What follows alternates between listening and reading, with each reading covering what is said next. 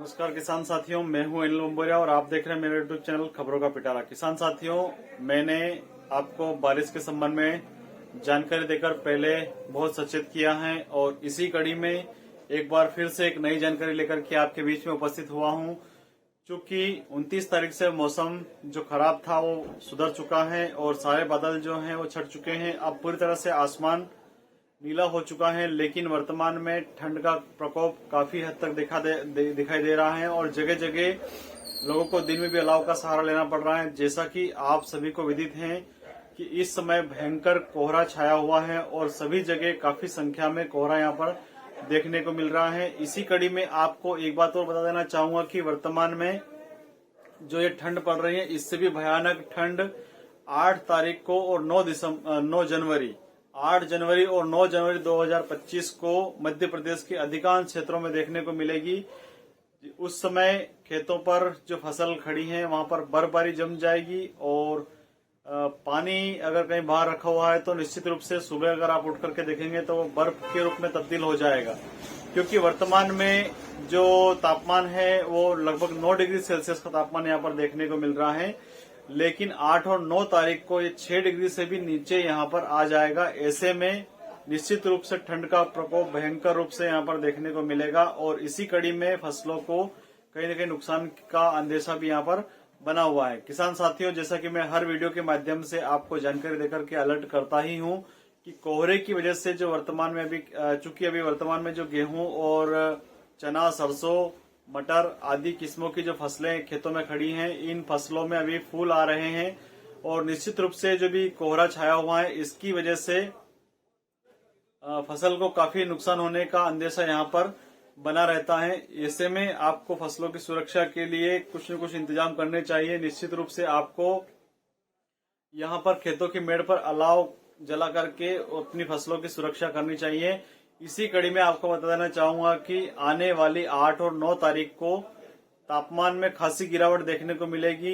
दिन के समय में भी लोगों को फिर से अलाव का सहारा लेना पड़ेगा और ठिठुरन लगभग बहुत हद तक बढ़ जाएगी। हालांकि अभी मध्य प्रदेश के अधिकांश जिलों में स्कूलों की जो छुट्टी है वो 31 दिसंबर से लेकर के 6 जनवरी के बीच में घोषित हो चुकी है। ऐसे में फिर भी हमें बच्चों को और बड़े बुजुर्गों को इस विपरीत मौसम की मार से कहीं न कहीं बचाने की आवश्यकता है। इसी कड़ी में आपको और बता देना चाहूंगा कि उस समय अगर आप खेतों की सिंचाई अगर करते हैं तो सुबह के समय में सिंचाई अगर हो सके तो उसको देने से बचें, क्योंकि तापमान में जो लगातार गिरावट है इसकी वजह से कहीं न कहीं आपके सेहत पर भी विपरीत असर देखने को मिल सकता है। हालांकि बर्फबारी जहां पर होती है वहां पर फसलों में सिंचाई देने की वजह से फसलों को राहत मिलती है और चूंकि 6 डिग्री से भी नीचे का तापमान यहाँ पर हो जाएगा।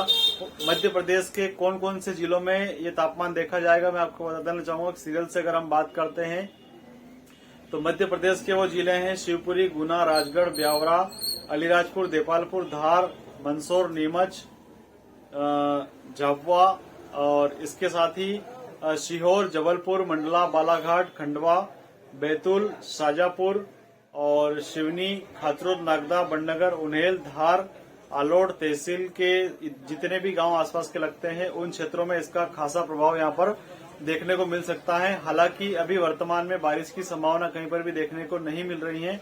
इसी कड़ी में आपको एक जानकारी और बता देना चाहता हूं कि 5 तारीख को विभिन्न क्षेत्रों में बादलों का जमावड़ा भी देखा जाएगा। हालांकि उस समय बारिश की संभावना देखने को नहीं मिल रही है, लेकिन 4 और 5 तारीख को जैसा कि पूर्व के वीडियो में मैंने आपको जानकारी देकर के अलर्ट किया ही था, इसी कड़ी में एक बार फिर से आप सतर्क हो जाइए। 4 और 5 तारीख को विभिन्न क्षेत्रों में बादल छाए रहेंगे। ये जो जिले मैंने आपको बताए हैं इन सभी जिलों में उसका प्रभाव देखने को मिलेगा।